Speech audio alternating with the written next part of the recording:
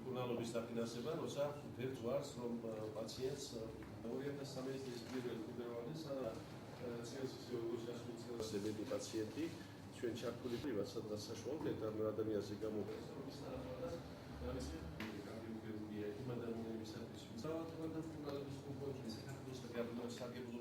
ჩვენ შევისწავლეთ იქაური დასაქმების სამსახურების ფუნქციონირების საინტერესო საკითხები, ბაზრის კვლევის საკითხები დასაქმებასთან დაკავშირებით და დაგვიგმეთ შემდგომი ღონისძიებები, რომ აჭარის დასაქმების სააგენტოსთან უშუალო კონტაქტში აჭარაში ჩატარდეს დასაქმების ბაზრის კვლევა პოლონეთის